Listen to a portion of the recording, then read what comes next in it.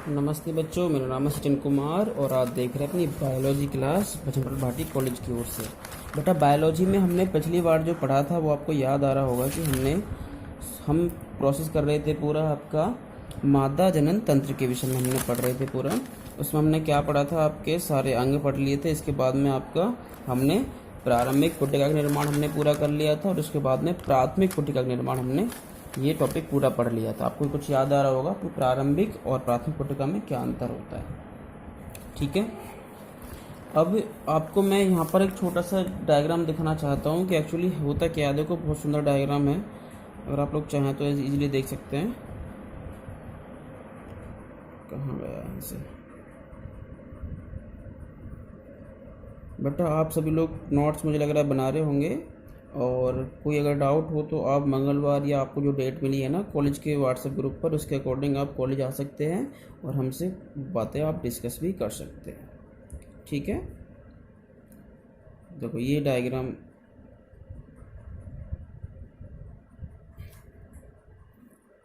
दिख रहा है किसी को, शायद दिख रहा होगा।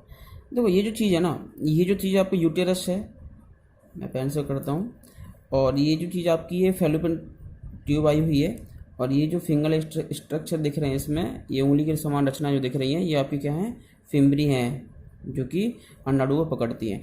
अब ये जो आपको दिख रहा है बीच में ये पीला पीला भाग, इसमें कट सेक्शन दिखाया है, ये बेटा आपका अंडाशय है, यानी कि ओवरी है। अब ओवरी में देखो आपने क्लियर कट दिखा रखा है। इसमें देखो सबसे पहले ये बीच वाला भाग है, इसको हम क्या कहते हैं, इसको बोलते हैं मैट्रिक्स या स्ट्रोमा बोलते हैं, और जो साइड में जो पूरा प्रोसेस का रीजन होता है इसको बोलते हैं कॉर्टेक्स या वल्कुट बोलते हैं। मैंने आपको बताया था ना, देखो यहाँ पे देखो मेरे पेन पर मैंने कहा मान लो ये आपका यूटेरस हो गया, ये वेजाइना है, ये आपकी फेलोपियन ट्यूब निकल गई दोनों, और यहाँ पे क्या है, ओवरी लगी हुई है। ठीक है, समझिए मेरी बात को। अब ओवरी में जो ये बीच वाला पार्ट है ये क्या है आपका, ये इसे कहलाता है आपका स्ट्रोमा, और ये जो साइड वाला है ये कहता है आपका कॉर्टेक्स। कॉर्टेक्स को हिंदी में बोलते हैं बेटा वल्कुट। ठीक है, वल्कुट कहा जाता है। और स्ट्रोमा को हिंदी में क्या कहते हैं, हिंदी वाले बच्चों ने बताया था स्ट्रोमा को क्या कहते हैं, स्ट्रोमा कहते हैं पीठिका।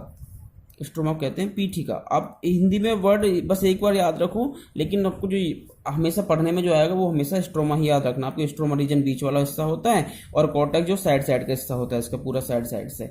तो जो आपका ग्राफिन फॉलिकल बनेगा, जो आपकी पुटिकाएं बनेंगी प्रारंभिक, जो सारी किस क्षेत्र में बनेंगी, वो सारी बेटा आपकी कॉर्टेक्स क्षेत्र में बननी है, यही साइड में बनती हैं, यानी कि बीच में नहीं बनती। बीच में क्या है, देखो यहाँ पर देखो मोबाइल में दोबारा से, बीच में क्या है, ये जो लाल रंग की आ रही है ये आपकी क्या है, ऊपर से धमनी आई हुई है, यानी कि क्या आई हुई है, आर्टरी आई हुई है। और ये नीले रंग की जो है ये क्या है, सिरा है, जो कि ब्लड को वापस लेके जाएगी, यानी कि वेन है। समझ पा रहे मेरी बात को। तो इजीली आपको दिखाया गया है कि धमनी ब्लड सप्लाई लेके आती है हार्ट से, और जो सिरा है यहाँ से यूज ब्लड को लेके वापस जाती है। और अब जो पार्ट में देखेंगे साइड में ऊपर की ओर, यहाँ पे गौर देखेंगे, मेरा पेन की टिप है, ये जो छोटी छोटी सेल्स आपको दिख रही हैं ये हैं आपकी क्या, ये है बेटा आपकी प्रारंभिक पुटिका, यानी कि प्राइमोर्डियल सेल्स। ठीक है ना, या फॉलिकल्स कह सकते हैं हम इनको। तो ये प्रारंभिक या प्राइमोर्डियल फॉलिकल्स हो गए। इसके बाद में उनमें डेवलपमेंट होता है और ये बड़ी हो जाती हैं, और ये कहलाती हैं फिर आपकी प्राथमिक, यानी कि प्राइमरी फॉलिकल्स या प्राथमिक पुटिका। ठीक है, अब ये प्राथमिक पुटिका क्या होती है, प्राथमिक पुटिका में कोई भी एक सेल होती है वो मोटी हो जाती है, और मोटी होने के बाद में ना इसके चारों ओर एक स्तंभकार कोशिकाएं लग जाती हैं, यानी कॉलमनर एपिथेलियल सेल्स का एक समूह बन जाता है। इसको हिंदी में बोलते हैं स्तंभाकार उपकली कोशिकाएं। उपकली कोशिका आपने 11वीं क्लास में पढ़ा होगा बेटा, स्तंभाकार होती हैं, कॉलमनर होती हैं। तो इस तरीके से बन जाती हैं, और ये जो आपकी अंदर वाली जो इसका केंद्रक है, इसके चारों ओर एक लेयर या एक स्तर और बन जाता है, जिसको बोलते हैं जोना पेलुसिडा, ये बन जाता है। तो ये किसका स्ट्रक्चर है, ये इसका आपका प्राइमरी फॉलिकल का स्ट्रक्चर है। बात समझ पा रही है आपको, प्राइमरी फॉलिक्यूल यहाँ पर बन रहा है, या आपको प्राइमरी पुटिका या प्राथमिक पुटिका इसको बोल सकते हैं आप हिंदी में। ठीक है, तो ये क्या बन गया आपका, ये बना आपका प्राइमरी फॉलिकल, हिंदी में बोलो तो बेटा प्राथमिक पुटिका, ये आपकी बन गई। अब ये प्राथमिक पुटिका बन गई। देखो अब सबसे पहले क्या है, ये जो अंड कोशिका है ना, ये जो बीच में जो अंड कोशिका है ये तो 2n है। क्या है ये? 2n है। ये सिंगल n नहीं है क्योंकि इसमें अभी तक अर्धसूत्री विभाजन नहीं हुआ है, इसमें कोई भी मियोसिस वगैरह नहीं हुई है, तो ये क्या है? अभी 2n ही है। तो लेकिन अब इसमें जो चेंज होना सारा का सारा वो इसकी पुटिकाओं में चेंज आना है, इसकी पुटिकाओं में बदलाव आना है।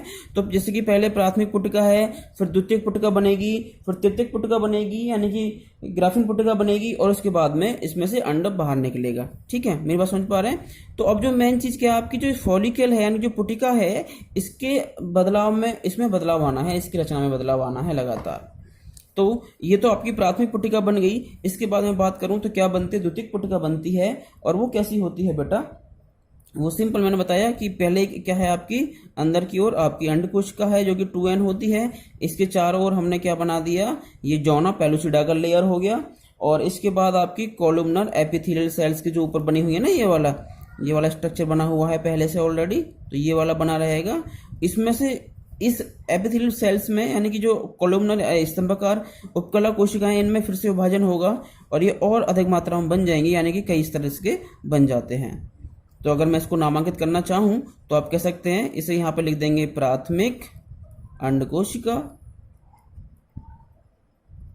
और ये जैसे साइड में है एक लेयर कौन सी थी? ये थी आपकी जॉना पेलुसिडा, जॉना पेलुसिडा की लेयर थी। और ये चारों ओर आपको दिख रही हैं, ये क्या है आपकी?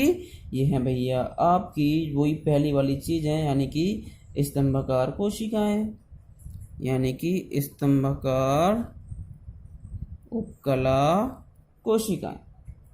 ठीक है, ये स्ट्रक्चर बनेगा। अब इसमें क्या बदलाव होगा? इसमें थोड़ा सा जब ये बड़ा होगा तो ये जो स्ट्रक्चर आपको दिखाई दे रहा है स्तंभाकार उपकला कोशिकाओं का, ये छोटे छोटे कणिका में स्तरों में बट जाएगा। तो ये जो चीजें ना आपको दिख रहा है, ये जो चीजें हैं आपकी सारी की सारी, या नीचे से फोन आ रहा है। हाँ तो बच्चों, मैंने बताया ना आपको कि जो स्तंभाकार कोशिका हैं, इनमें विभाजन होगा लगातार, इनमें कई लेयर बन जाएंगे, 6-7 स्तर बन जाएंगे। और जब इतने सारे स्तर बन जाएंगे तो इसमें बदलाव क्या होगा कि ये छोटे छोटे कण बन जाएंगे। और कण बन जाएंगे तो इस स्तर को हम क्या कहते हैं? इस स्तर को कहते हैं हम, इनको एक कोशिका कहेंगे कणीय कोशिका, कणीय कोशिका कह सकते हैं। और इसके पूरे स्तर को चारों ओर जो ढका हुआ है ये अंड कोशिका इस तरह से कड़ी की कोशिकाओं से, इसको कहते हैं कणीय प्रावरण। प्रावरण माने आवरण होता है कि चारों ओर से ढका हुआ, से बोलते हैं कणीय प्रावरण, इसको कहेंगे। इंग्लिश में बोलते हैं इसका नाम होता है मेम्ब्रेना ग्रेनुलोसा, यानी ग्रेनुअल्स बन जाते हैं, कण बन जाते हैं, तो इसको बोलते हैं मेम्ब्रेना ग्रेन्युलोसा, इसको कहेंगे। मेरी बात समझ पा रहे हैं आप? तो देखो पहले क्या था आपका, सिंपल एक कोई कोशिका थी, उसमें क्या हुआ, ये प्राइमरी प्राथमिक में ये एक स्तर बन गया आपका, और इसके बीच में जो अंड कोशिका और प्राथमिक फॉलिकल, ये जो कोशिका है आपकी घनाकार कोशिका, इनके बीच में एक स्तर बन जाता है, जिसे बोलते हैं जॉना पेलुसिडा की लेयर बोलते हैं। और यह कैसा होता है? नॉन सेलुलर यानी कि अकोशिक होता है, इसमें कोई कोशिका नहीं होती, अकोशिक होता है जॉना पेलुसिडा का जो स्तर जो होता है। इसके बाद में क्या होता है? ये प्राथमिक पुटिका कहलाती है। इसके बाद में क्या बदलाव होता है इसके अंदर? ये सब चीजें सेम रहती हैं, बस जो बाहरी स्तर जो आपका स्तंभाकार कोशिकाओं को लगा हुआ उपकला होता है, इसमें बहुत सारी विभाजन होते हैं लगातार, और जिससे कि ये बहुत सारे कण बन जाते हैं, और इसको बोलते हैं हम कणीय प्रावरण। समझ पाए मेरी बात को? इसके बाद में क्या होगा? इसके बाद में सिंपल भैया यही होना है कि ये जो आपका अंदर तो अंड कोशिका है जो कि 2n है नॉर्मली, इसके यहाँ पे क्या लगा? अकोशिकी स्तर है, जिसको कहा आपने जॉना पेलुसिडा, और उसी के पास ये जो कणीय प्रावरण है, इसकी अंदर वाली कोशिकाएं मिलकर क्या बना लेती हैं? एक स्तर और बन जाता है, जिसको बोलते हैं corona radiata. Corona radiata, corona बीमारी नहीं है, ये इसका नाम है कोरोना रेडिएटा नामक। ये एक स्तर और बन जाता। अब देखो 3 बन गई इसमें चीज। ये जो अंदर वाली चीज आपको क्या है? ये प्राथमिक अंड कोशिका है, इसके चारों ओर आपको पहले बना रखी है आपने जॉना पेलुसिडा की लेयर, और नंबर 3 अब बन गया ये कोरोना रेडिएटा की लेयर। और इसके बाद में आपका ये कणीय प्रावरण तो आपका बना हुआ है ये बहुत सारा, ठीक है ना, ये प्रावरण जो आपके बहुत सारे बने हुए हैं। इसके बाद में क्या बदलाव होगा इसमें? अंदर की ओर अंड कोशिका है, इसके बाहर जॉना पेलुसिडा की लेयर, और उसके बाहर आपका कोरोना रेडिएटा।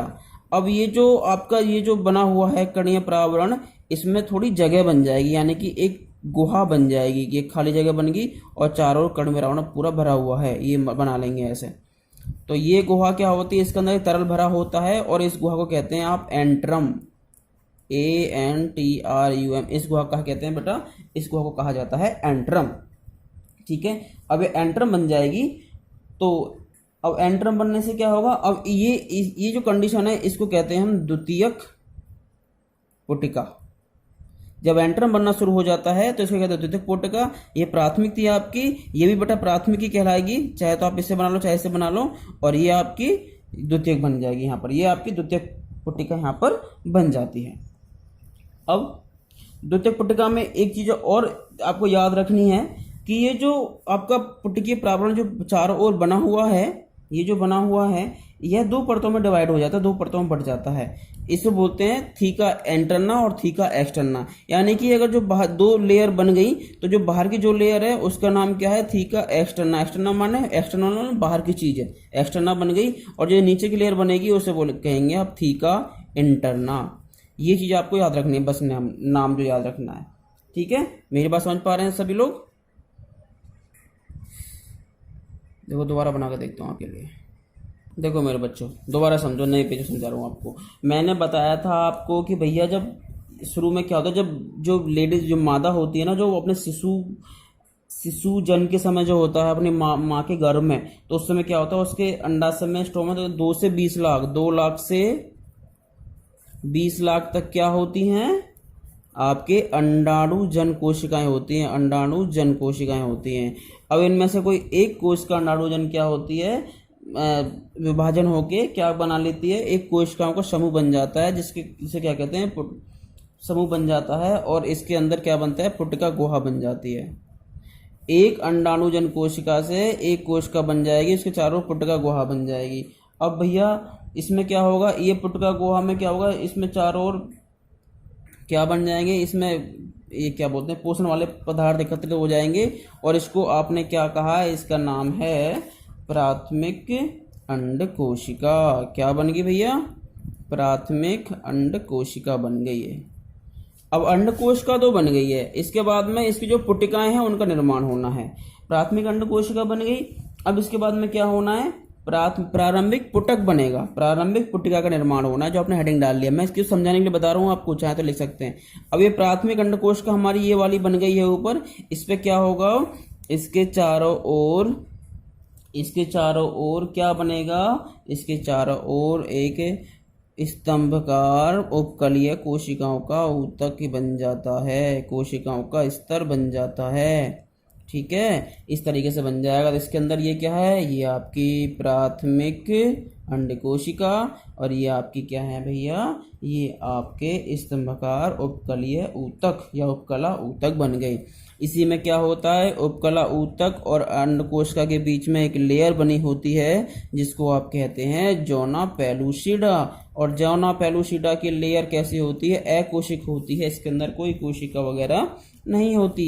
इसके बाद में क्या होगा, ये जो प्राथमिक अंड कोशिका ऐसी की ऐसी रहेगी, इसके चारों ओर जोना पेलुसिडा की लेयर बनी हुई है, और इसके चारों ओर आपको उपकलीय ऊतक के एक स्तर बना हुआ है पिछले की तरह ही।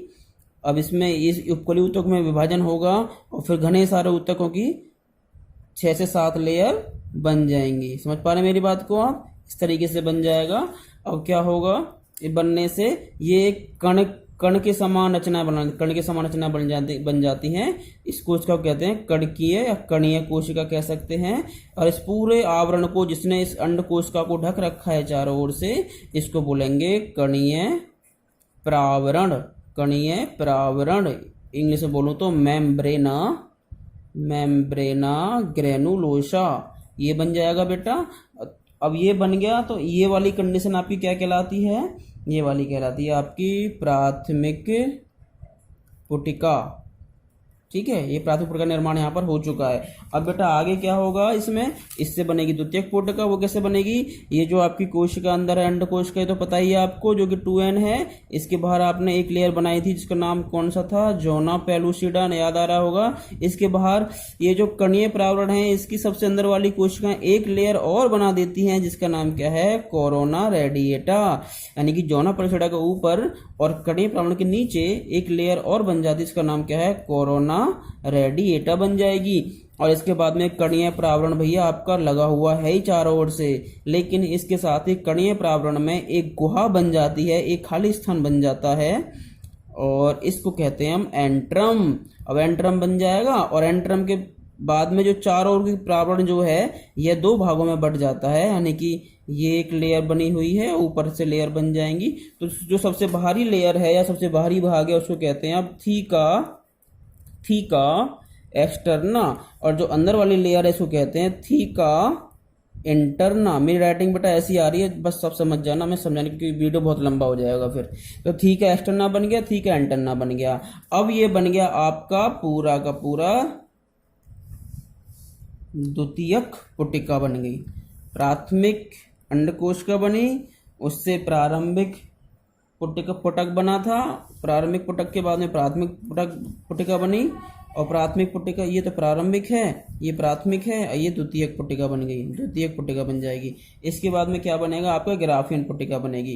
ग्राफियन पुटिका क्या होती है, अब देखो यहाँ पे क्या होगा, अब ये जो अंडकोश का ने कुछ काम नहीं किया था, जैसी थी शुरू में ऐसी की ऐसी है, लेकिन यहाँ पे क्या होगा, जब जो लड़की है या मादा है वो अपने यौवन आरंभ में आती है, यौवन मतलब आरंभ मतलब अपने टीनेज में आती है, जब उसको एमसी शुरू हो जाती है तो उस टाइम पे क्या होता है, इसकी पीयूष ग्रंथि से निकलने वाले हार्मोन्स का प्रभाव इस पर पड़ता है, और इस दौरान इसका जो ये अंड कोशिका है विभाजित हो जाती है, विभाजित होकर दो कोशिकाएं बना लेती हैं, दो कोशिकाएं बना लेगी, एक बड़ी और एक छोटी। जो छोटी से चुपकी होती है उसको कहते हैं पोलर बॉडी, एक बड़ी होती है एक छोटी होती है, ठीक है ना, इस तरीके से बन जाएगी।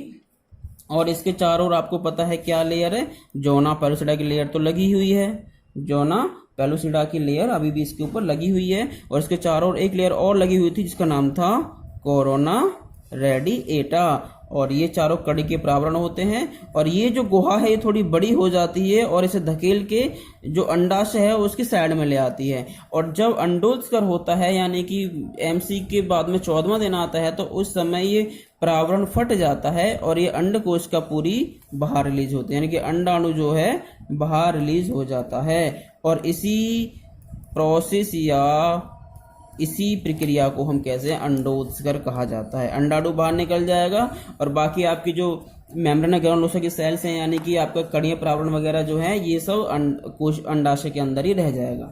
बात समझ पा रहे हैं मेरी? तो ये अंडाणु बाहर निकल गया है, तो ये होता है आपका अंडोत्कर। और अंडाणु बाहर निकलने के बाद में ये कहाँ जाएगा आपका, देखो वही फिर मैं डायग्राम दिखाना चाह रहा हूँ आपको। ये देखिए यहाँ पर ये आपकी प्रारंभिक हैं, ये प्राथमिक पुटिका, ये द्वितीयक पुटिका, और ये आपकी द्वितीयक पुटिका। यहाँ पे देखो एंट्रम दिख रहा है आपको, नीला कुछ इसमें दिख रहा होगा नीला सा, ये एंट्रम बना हुआ है। इसके बाद में ग्राफिन फॉलिकल बन चुका है पूरा, और ग्राफिन फॉलिकल यहाँ पर रप्चर हो गया है यानी कि फट गया है। फटने से क्या हुआ, ये जो गोल गोल दिख रहा है अंडाणु बेटा बाहर निकल आया है, और ये जो बाकी जो गुहा है ये वहीं की वहीं रह गई है, बाकी जो कड़ियाँ प्रावरण है ये पूरा अंदर ही रह गया है, सिर्फ अंडाणु बाहर निकला है। अंडाणु के चारों ओर क्या है, अंडाणु के चारों ओर भैया आपकी कोरोना जोना पेलुसिडा की लेयर है, उसके बाद में कोरोना रेडिएटा की एक लेयर है। अच्छा, ये निकल के आपका फिम्ब्री इसको कैप्चर कर लेती हैं जो कि आपके फैलोपियन ट्यूब में चला जाता है, और वहां पर जाकर यह वेट करता है शुक्राणु का। और इसमें जब शुरू होता है द्वितीयक अर्धसूत्री विभाजन, 2 बार सूत्र विभाजन होता है ना इसके अंदर, द्वितीयक विभाजन होता है, और वह जब भी पूरा होता है जब तक उसको कोई शुक्राणु नहीं मिल जाता नर का।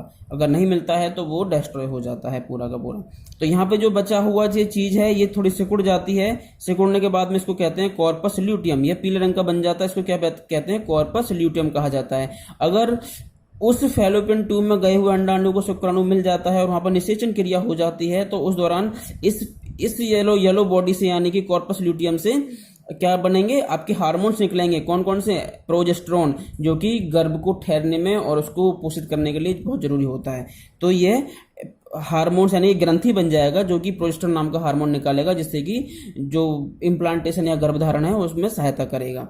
और अगर इस अंडाणु को शुक्राणु यहाँ पर नहीं मिलता है इस दौरान तो यह तो डिस्ट्रॉय होगा ही, साथ में आपके ये जो येलो बॉडी है जो पीला पीला दिख रहा है यह भी सिकुड़ कर छोटी हो चली जाएगी और एक दाने के रूप में बिल्कुल डिस्ट्रॉय हो जाती है, खत्म हो जाती है, और इसको कहते हैं कॉर्पस एल्बिकेंस। जब खत्म हो जाती है इसे क्या कहते हैं, कॉर्पस एल्बिकेंस। देखो ऐसा जरूरी तो है नहीं कि हर महीने किसी स्त्री को किसी नर का शुक्राणु मिले, जरूरी नहीं है ना।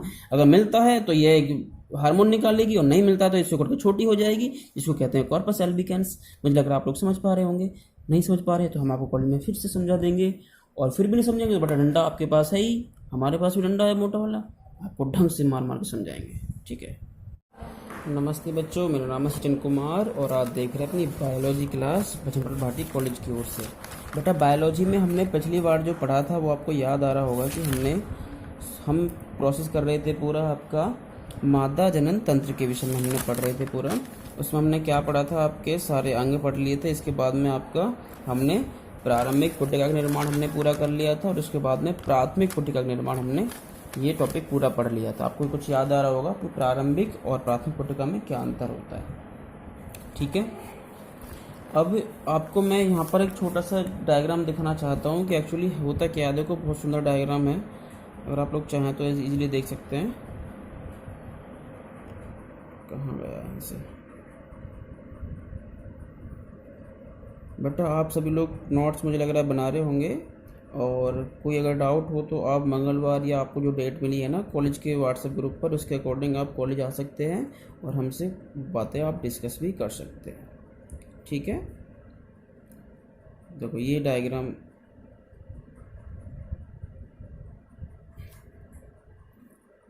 दिख रहा है किसी को? शायद दिख रहा होगा। देखो ये जो चीज़ है ना, ये जो चीज़ आपको यूटेरस है, मैं पेन से करता हूँ, और ये जो चीज़ आपकी ये फैलोपियन ट्यूब आई हुई है, और ये जो फिंगर स्ट्रक्चर दिख रहे हैं इसमें, ये उंगली के समान रचना जो दिख रही है, ये आपकी क्या है, फिम्बरी हैं, जो कि अंडाणु को पकड़ती हैं। अब ये जो आपको दिख रहा है बीच में ये पीला पीला भाग, इसमें कट सेक्शन दिखाया है, ये बेटा आपका अंडाशय है यानी कि ओवरी है।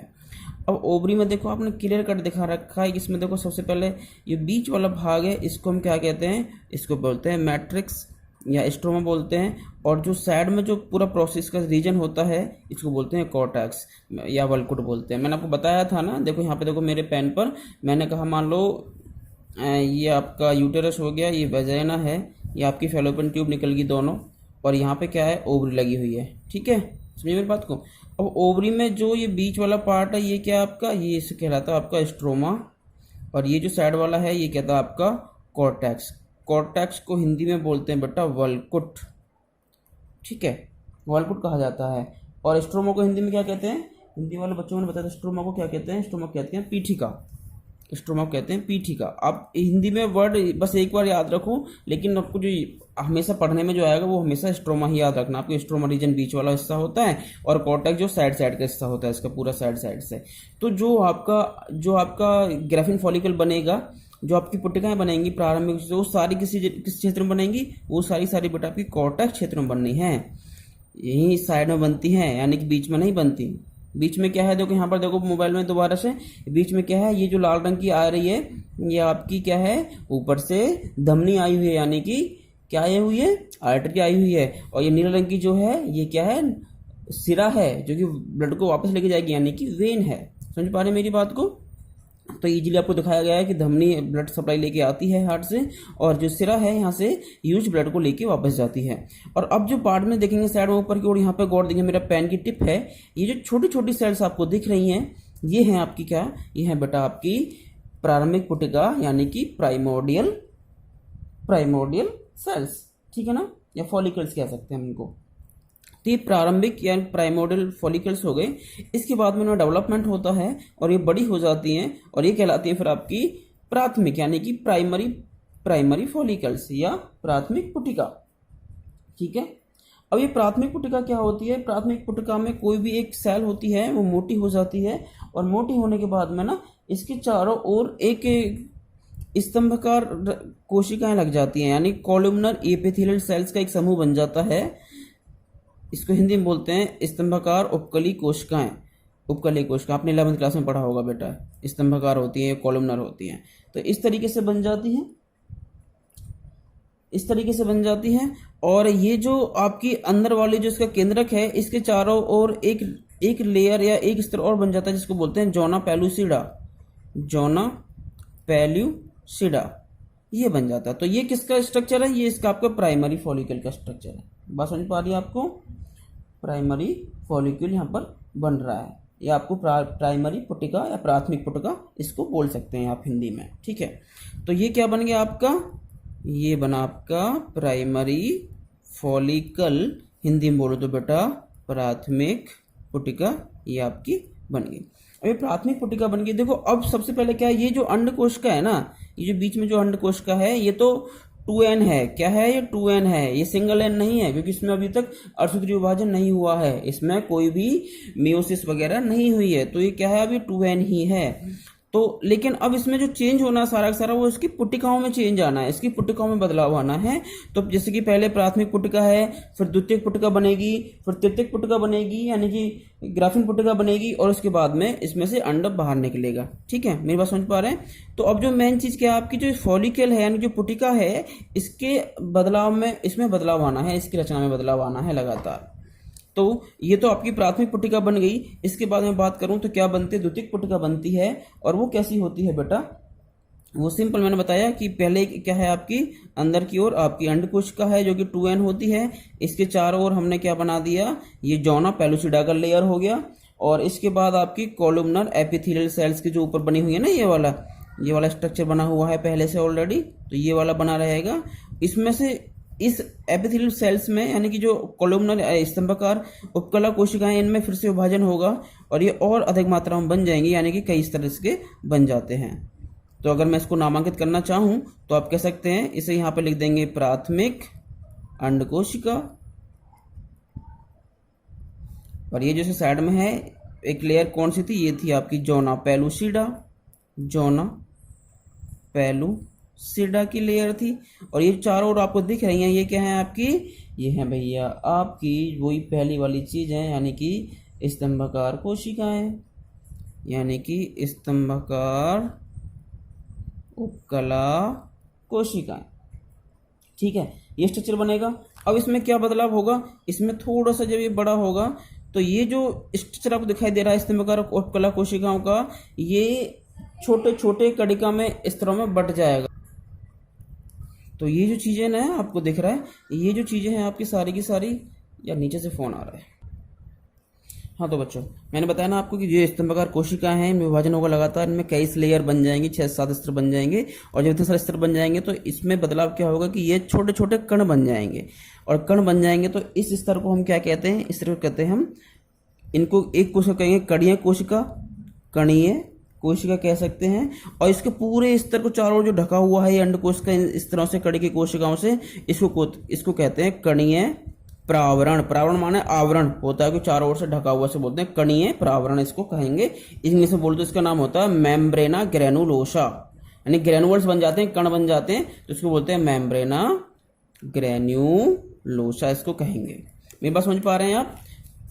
तो देखो पहले क्या था आपका, सिंपल एक कोई कोशिका थी, उसमें क्या हुआ, ये प्राथमिक में ये एक स्तर बन गया आपका, और इसके बीच में जो अंड कोशिका और प्राथमिक फॉलिकल, ये जो कोशिका है आपकी घनाकार कोशिका, इनके बीच में एक स्तर बन जाता है, जिसे बोलते हैं जॉना पेलुसिडा की लेयर बोलते हैं। और यह कैसा होता है? नॉन सेलुलर, यानी कि अकोशिक होता है, इसमें कोई कोशिका नहीं होती, अकोशिक होता है जॉना पेलुसिडा का जो स्तर जो होता है। इसके बाद में क्या होता है, यही प्राथमिक पुटिका कहलाती है। इसके बाद में क्या बदलाव होता है इसके अंदर? ये सब चीजें सेम रहती हैं, बस जो बाहरी स्तर जो आपका स्तंभाकार कोशिकाओं को लगा हुआ उपकला होता है, इसमें बहुत सारी विभाजन होते हैं लगातार, और जिससे कि ये बहुत सारे कण बन जाते हैं, और इसको बोलते हैं हम कणीय प्रावरण। समझ पाए मेरी बात को? इसके बाद में क्या होगा? इसके बाद में सिंपल भैया यही होना है कि ये जो आपका अंदर तो अंडकोशिका है जो कि 2n है नॉर्मली, इसके यहाँ पे क्या लगा, अकोशिकी स्तर है जिसको कहा आपने जॉना पेलुसिडा, और उसी के पास ये जो कणीय प्रावरण है, इसके अंदर वाली कोशिकाएं मिलकर क्या बना लेती हैं, एक स्तर और बन जाता है जिसको बोलते हैं corona radiata. Corona radiata, corona बीमारी नहीं है, ये इसका नाम है कोरोना रेडिएटा नामक, ये एक स्तर और बन जाता। अब देखो 3 बन गई इसमें चीज। ये जो अंदर वाली चीज आपको क्या है, ये प्राथमिक अंड कोशिका है, इसके चारों ओर आपको पहले बना रखी है आपने जॉना पेलुसिडा की लेयर, और नंबर 3 अब बन गया ये कोरोना रेडिएटा की लेयर। और इसके बाद में आपका ये कणीय प्रावरण तो आपका बना हुआ है ये बहुत सारा, ठीक है ना, ये प्रावरण जो आपके बहुत सारे बने हुए हैं। इसके बाद में क्या बदलाव होगा इसमें, अंदर की ओर अंड कोशिका है, इसके बाहर जॉना पेलुसिडा की लेयर, और उसके बाहर आपका कोरोना रेडिएटा। अब ये जो आपका ये जो बना हुआ है कणीय प्रावरण, इसमें थोड़ी जगह बन जाएगी, यानी कि एक गुहा बन जाएगी, कि एक खाली जगह बन गई और चारों ओर कणीय प्रावरण पूरा भरा हुआ है, ये बना लेंगे ऐसे। तो ये गुहा क्या होती है, इसके अंदर तरल भरा होता है, और इस गुहा को कहते हैं आप एंट्रम। ANTRUM, इस गुहा कहा कहते हैं बेटा, इस गुहा को कहा जाता है एंट्रम। ठीक है, अब ये एंट्रम बन जाएगी।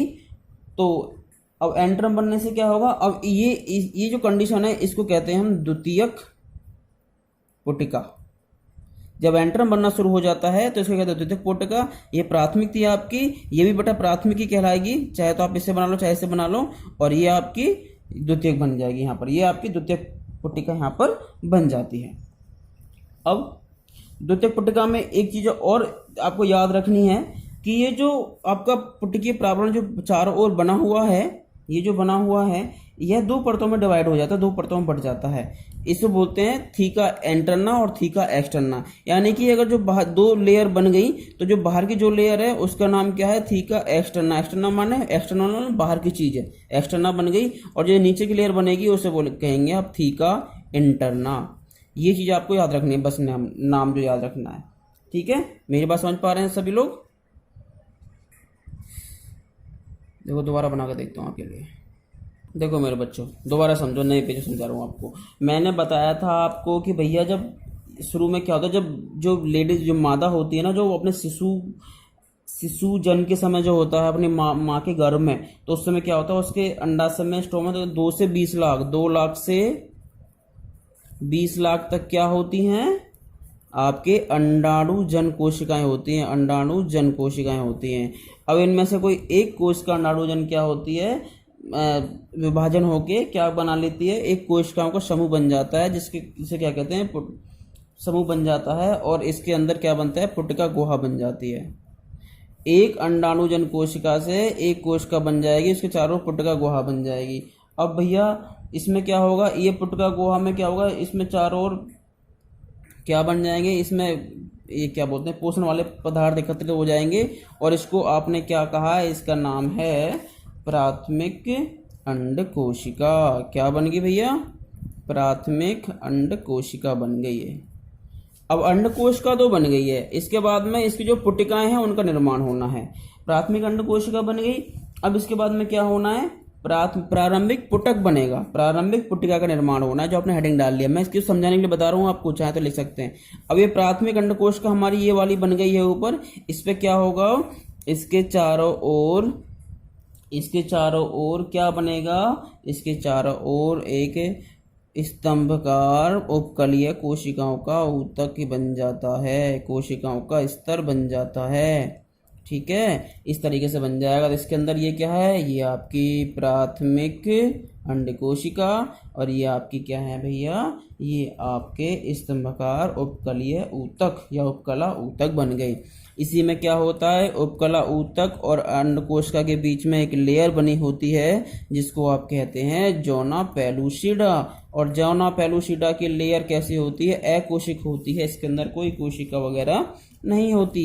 इसके बाद में क्या होगा, ये जो प्राथमिक अंड कोशिका ऐसी की ऐसी रहेगी, इसके चारों ओर जोना पेलुसिडा की लेयर बनी हुई है, और इसके चारों ओर आपको उपकलीय ऊतक के एक स्तर बना हुआ है पिछले की तरह ही। अब इसमें इस उपकलीय ऊतक में विभाजन होगा, और फिर घने सारे ऊतकों की 6 से 7 लेयर बन जाएंगी। समझ पा रहे हैं मेरी बात को आप, इस तरीके से बन जाएगा। अब क्या होगा, ये बनने से ये कण के समान रचना बन जाती हैं। इस कोशिका को कहते हैं कणकीय या कणीय कोशिका कह सकते हैं। और इस पूरे आवरण को, जिसने इस अंड कोशिका को ढक रखा है चारों ओर से, इसको बोलेंगे कणीय प्रावरण। कणीय प्रावरण इंग्लिश में बोलूं तो मेम्ब्रेना ग्रेनुलोसा, ये बन जाएगा बेटा। अब ये बन गया तो ये वाली कंडीशन आपकी क्या कहलाती है, ये वाली कहलाती है आपकी प्राथमिक पुटिका। ठीक है, ये प्राथमिक पुटिका निर्माण यहाँ पर हो चुका है। अब बेटा आगे क्या होगा, इसमें इससे बनेगी द्वितीयक पुटिका। वो कैसे बनेगी, ये जो आपकी कोशिका अंदर है अंड कोशिका, ये तो पता ही है आपको, जो कि 2n है। इसके बाहर आपने एक लेयर बनाई थी जिसका नाम कौन सा था, जोना पेलुसिडा, याद आ रहा होगा। इसके बाहर ये जो कणीय प्रावरण है, इसकी सबसे अंदर वाली कोशिकाएं एक लेयर और बना देती हैं, जिसका नाम क्या है, कोरोना रेडिएटा। यानी कि जोना पेलुसिडा के ऊपर और कणीय प्रावरण के नीचे एक लेयर और बन जाती है, इसका नाम क्या है, कोरोना रेडिएटा बन जाएगी। और इसके बाद में कणीय प्रावरण भैया आपका लगा हुआ है ही चारों ओर से, लेकिन इसके साथ ही कणीय प्रावरण में एक गुहा बन जाती है, एक खाली स्थान बन जाता है और इसको कहते हैं हम एंट्रम। अब एंट्रम बन जाएगा और एंट्रम के बाद में जो चारों ओर की प्रावरण जो है यह दो भागों में बट जाता है, यानी कि ये एक लेयर बनी हुई है, ऊपर से लेयर बन जाएंगी। तो जो सबसे बाहरी लेयर है या सबसे बाहरी भाग है उसको कहते हैं अब थीका एक्सटर्ना, और जो अंदर वाली लेयर है इसको कहते हैं थीका इंटरना। मेरी राइटिंग बेटा ऐसी आ रही है, बस सब समझ जाना, मैं समझाने की वीडियो बहुत लंबा हो जाएगा फिर। तो थीका एक्सटर्ना बन गया, थीका इंटरना बन गया। अब ये बन गया आपका पूरा का पूरा द्वितीयक पुटिका बन गई। प्राथमिक अंडकोश का बनी, उससे प्रारंभिक पुटक बना था, प्रारंभिक पुटक के बाद में प्राथमिक पुटिका बनी, और प्राथमिक पुटिका ये तो प्रारंभिक है, ये प्राथमिक है, ये द्वितीयक पुटिका बन गई, द्वितीयक पुटिका बन जाएगी। इसके बाद में क्या बनेगा आपका ग्राफीन पुटिका बनेगी। ग्राफीन पुटिका क्या होती है, अब देखो यहाँ पे क्या होगा। अब ये जो अंडकोश का ने कुछ काम नहीं किया था, जैसी थी शुरू में ऐसी की ऐसी है, लेकिन यहाँ पे क्या होगा, जब जो लड़की है या मादा है वो अपने यौवन आरंभ में आती है, यौवन मतलब आरंभ मतलब अपने टीनेज में आती है, जब उसको एमसी शुरू हो जाती है तो उस टाइम पे क्या होता है, इसकी पीयूष ग्रंथि से निकलने वाले हार्मोन्स का प्रभाव इस पर पड़ता है, और इस दौरान इसका जो ये अंड कोशिका है विभाजित हो जाती है, विभाजित होकर दो कोशिकाएं बना लेती हैं, दो कोशिकाएं बना लेगी, एक बड़ी और एक छोटी। जो छोटी से चुपकी होती है इसको कहते हैं पोलर बॉडी, एक बड़ी होती है एक छोटी होती है, ठीक है ना, इस तरीके से बन जाएगी। और इसके चारों ओर आपको पता है क्या लेयर है, जोना पेलुसिडा की लेयर तो लगी हुई है, जोना पेलुसिडा की लेयर अभी भी इसके ऊपर लगी हुई है, और इसके चारों ओर एक लेयर और लगी हुई थी जिसका नाम था कोरोना रेडिएटा, और ये चारों कड़ी के प्रावरण होते हैं। और ये जो गुहा है ये थोड़ी बड़ी हो जाती है और इसे धकेल के जो अंडाशय है उसकी साइड में ले आती है, और जब अंडोत्सर्ग होता है यानी कि एमसी के बाद में 14वां दिन आता है तो उस समय ये प्रावरण फट जाता है और ये अंडकोश का पूरी बाहर रिलीज होती है, यानी कि अंडाणु जो है बाहर रिलीज हो जाता है। और इसी प्रोसेस या इसी प्रक्रिया को हम कैसे अंडोत्सर्ग कहा जाता है। अंडाणु बाहर निकल जाएगा और बाकी आपकी जो मेम्ब्रेन ग्रानुलोसा की सेल्स हैं यानी कि आपका कणीय प्रावरण वगैरह जो है ये सब कोश अंडाशय के अंदर ही रह जाएगा। बात समझ पा रहे हैं मेरी? तो अंडाणु बाहर निकल गया है, तो ये होता है आपका अंडोत्सर्ग। और अंडाणु बाहर निकलने के बाद में ये कहाँ जाएगा आपका, देखो वही फिर मैं डायग्राम दिखाना चाह रहा हूँ आपको। ये देखिए यहाँ पर ये आपकी प्रारंभिक हैं, ये प्राथमिक पुटिका, ये द्वितीयक पुटिका, और ये आपकी द्वितीयक पुटिका। यहाँ पे देखो एंट्रम दिख रहा है आपको, नीला नीला कुछ इसमें दिख रहा होगा नीला सा, ये एंट्रम बना हुआ है। इसके बाद में ग्राफिन फॉलिकल बन चुका है पूरा, और ग्राफिन फॉलिकल यहाँ पर रप्चर हो गया यानी कि फट गया है। फटने से क्या हुआ, ये जो गोल गोल दिख रहा है अंडाणु बेटा बाहर निकल आया है, और ये जो बाकी जो गुहा है ये वहीं की वहीं रह गई है, बाकी जो कणीय प्रावरण है ये पूरा अंदर ही रह गया है, सिर्फ अंडाणु बाहर निकला है। अंडाणु के चारों ओर क्या है, अंडाणु के चारों ओर भैया आपकी कोरोना जोना पेलुसिडा की लेयर है, उसके बाद में कोरोना रेडिएटा की एक लेयर है। अच्छा, ये निकल के आपका फिम्ब्रीज को कैप्चर कर लेती हैं जो कि आपके फैलोपियन ट्यूब में चला जाता है, और वहां पर जाकर यह वेट करता है शुक्राणु का। और इसमें जब शुरू होता है द्वितीयक अर्धसूत्री विभाजन, 2 बार सूत्र विभाजन होता है ना इसके अंदर, द्वितीयक विभाजन होता है, और वह जब भी पूरा होता है जब तक उसको कोई शुक्राणु नहीं मिल जाता नर का। अगर नहीं मिलता है तो वो डिस्ट्रॉय हो जाता है पूरा का पूरा। तो यहाँ पे जो बचा हुआ जो चीज है ये थोड़ी सिकुड़ जाती है, सिकुड़ने के बाद में इसको कहते हैं कॉर्पस ल्यूटियम, ये पीले रंग का बन जाता है, इसको क्या कहते हैं कॉर्पस ल्यूटियम कहा जाता है।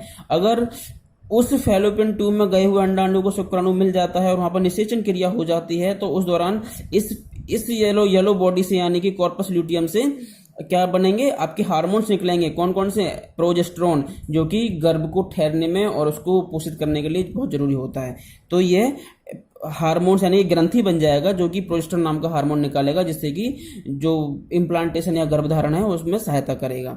और अगर इस अंडाणु को शुक्राणु यहाँ पर नहीं मिलता है इस दौरान तो यह तो डिस्ट्रॉय होगा ही, साथ में आपका ये जो येलो बॉडी है जो पीला पीला दिख रहा है यह भी सिकुड़ कर छोटी हो चली जाएगी और एक दाने के रूप में बिल्कुल डिस्ट्रॉय हो जाती है, खत्म हो जाती है, और इसको कहते हैं कॉर्पस एल्बिकेंस। जब खत्म हो जाती है इसे क्या कहते हैं, कॉर्पस एल्बिकेंस। देखो ऐसा जरूरी तो है नहीं कि हर महीने किसी स्त्री को किसी नर का शुक्राणु मिले, जरूरी नहीं है ना। अगर मिलता है तो ये हार्मोन निकालेगी और नहीं मिलता तो ये सिकुड़ कर छोटी हो जाएगी, इसको कहते हैं कॉर्पस एल्बिकेंस। मुझे लग रहा है आप लोग समझ पा रहे होंगे।